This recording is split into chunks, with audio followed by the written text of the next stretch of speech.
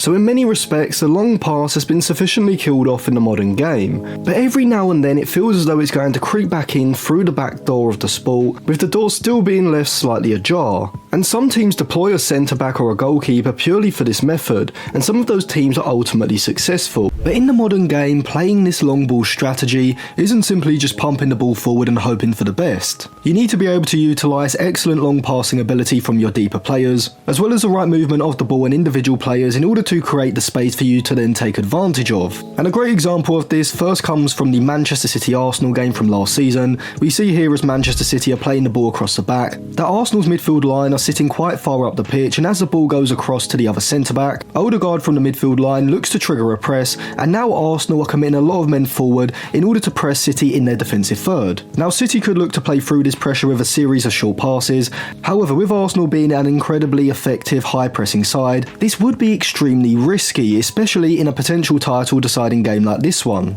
And so City actually go backwards in order to draw Arsenal's midfield line high up the pitch. And then when the ball goes to John Stones, you can see that pretty much all of City's short passing options are being closed off, and so we see John Stones play a long pass forward into Erling Haaland. Because of John Stones' elite level long passing ability, the ball goes straight into Erling Haaland, who, because Arsenal have pressed high up the pitch, is essentially left 1v1 with the Arsenal centre-back, and he's able to use his strength and ball control to bring the ball down. And now because Kevin De Bruyne has anticipated this long ball, he's made a run off his marker in the midfield, Haaland plays him in, and now City are in a 2v2 situation against Arsenal's defenders, ultimately leading to Kevin De Bruyne's goal. And from a tactical point of view, even if you are a side that usually likes to build out from the back, using this kind of long ball strategy can be incredibly effective at exploiting the space in behind the opposition's high man-to-man press. Here we see on the tactics board a usual scenario with the opposition pressing man-to-man, and you can already see because the opposition's midfield line has pushed up onto your midfield line, there are spaces in behind the opposition's midfield press and in front of their defensive line, and this is how you can take advantage of it. If you are a side who are very effective at playing out even under pressure,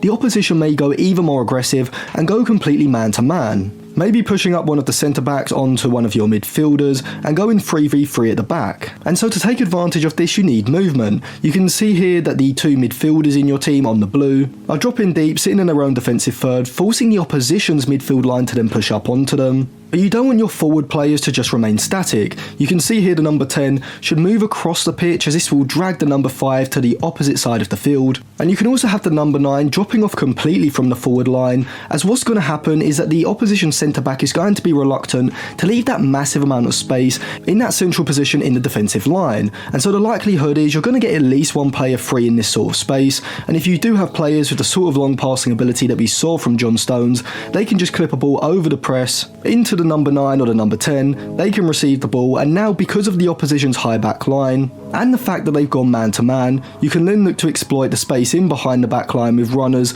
and potentially find a through ball. But in order to take advantage of this most effectively, the ability to ping an accurate pass is incredibly important and probably essential at the highest level. Yet even in leagues where the stereotypical mode of football is that direct long ball nature, it certainly isn't the most prevalent way that the sport is played at the top level. The Bundesliga loves a direct game of football where the main playmaker was the press, not a diminutive Spaniard or an Italian who can exist between the lines, and play slide rule passes that unlock a tired, primitive defence. But even still, I don't think you could say that the long ball or the long pass is a major proponent of the Bundesliga, and so too in England. Right from the start of competitive football, the long ball and possession games have been directly at odds with one another. We once again saw the rise of total football with Johan Cruyff's Barcelona dream team, where Pep Guardiola would play as a deep single pivot in midfield. And the completely opposite approach between the two styles of football can be summed up by a quote from Guardiola's assistant Juanma Lillo. Lillo said, "The quicker the ball goes forward, the quicker it comes back." And this is because with a long ball you essentially put yourself in a 50-50 coin toss, with your attacker trying to win the aerial duel against the defender,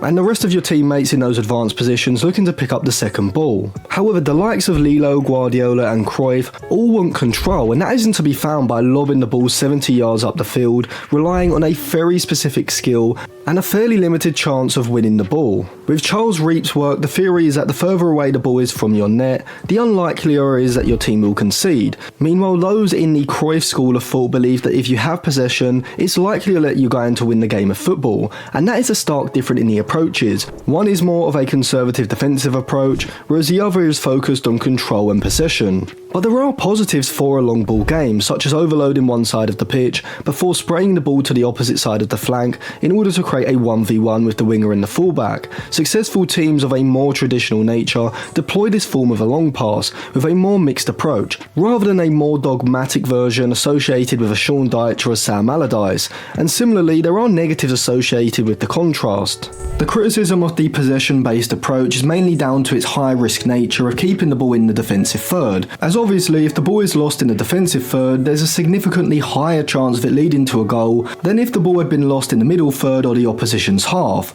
and with more and more goalkeepers forming a back three or a back four in possession, this won't relent. Football, however, is cyclical. The era of Cruyff and Beckenbauer lighting up the world game on the pitch with pressing and possession soon gave way to a more direct style in the 80s before Cruyff and Beckenbauer returned to their positions of power on the touchline to return the press at the elite level of the game. And this is just as Jose Mourinho and the pragmatic game gave way for Pep's possession style, which in turn became Jurgen Klopp's gegenpressing, and so a pivot away from this sort of possession-based high-pressing style, and perhaps a return to more of a long ball direct game, seems to be inevitable at some point. So thank you for watching. If you enjoyed that video, check out some of our others, give the video a like and make sure you subscribe to the channel and click the bell so you do get notified when our videos come out.